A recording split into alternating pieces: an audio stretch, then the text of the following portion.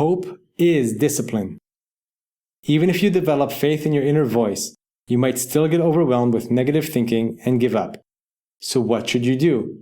First, it's important to get clear on the real question.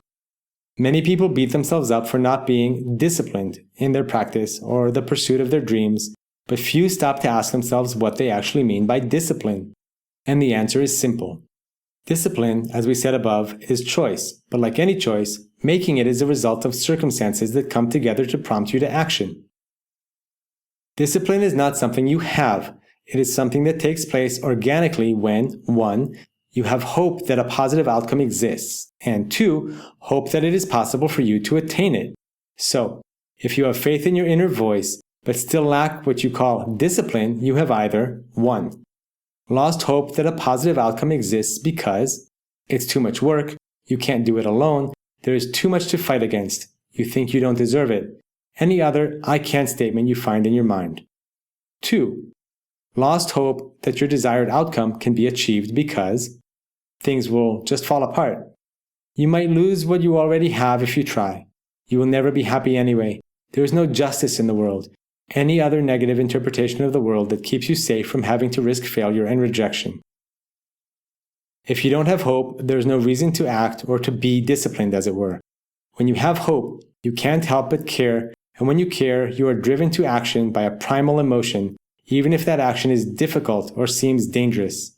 If your child was about to be hit by a truck, you would run into the street, not because you knew the truck wouldn't end up hitting both of you, but because you had hope that it would not. You could see the possible positive outcome, and you hoped you would succeed in saving your child. You thought you might be able to do it. You cared more about the positive outcome than you cared about the danger.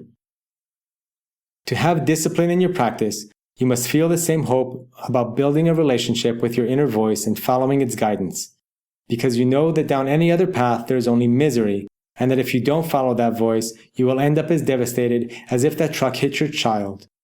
Hopefully by this point, you have come to know that you deserve better than misery and understand that love, nourishment, and knowledge are readily available to you once you have learned to receive them, no matter how conditioned you were to think of yourself as undeserving.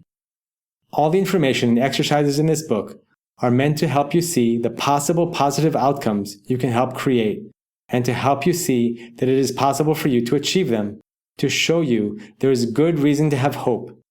You know what they say though. You can lead a horse to water, but you can't make it drink. This book has led you to water, but it is up to you to drink it. In other words, this book can't make you jump in front of that truck to save your inner child. Only your hope will make you do that. Whenever you find you lack discipline, ask yourself, what choice am I making for myself right now? A choice to have hope in a positive outcome and faith that my inner voice will lead me there? Or the choice to keep myself safe from possible failure and rejection? When you ask yourself that question, take a deep breath, remind yourself of your motivation and your vision for the world, connect to a source of love within you, and receive the answer. Use the borderland meditation to help you. Once you have made your choice, ask your inner voice, right now, this second, what can I do to be happy and fulfill my potential in this world? You can, of course, change the ending of that question to anything you choose. The most important part of asking the question being that you act on the answer you get. Discipline is a leap of faith, and that leap of faith is action, even if that means the answer in the moment is to meditate with a clear question or intention, or a prayer of gratitude. Whatever it is, follow it. At the risk of sounding like a broken record, you can build your hope and faith by practicing regularly and by spending time with your inner voice and building that relationship. And when you hear it whispering, follow it. Do it in small ways at first, and then bigger and bigger ones as your faith in the unseen grows, creating an upward spiral of momentum. Devoting time to that relationship through practice is the only way it will grow, and if you need a structured system to help you stay on track, you can use the Awakening to the Mystic meditations found on the website, www.awakeningmystic.com. Take action. Make a choice to have hope in a positive outcome and have faith that your inner voice will lead you there. Now act on that faith.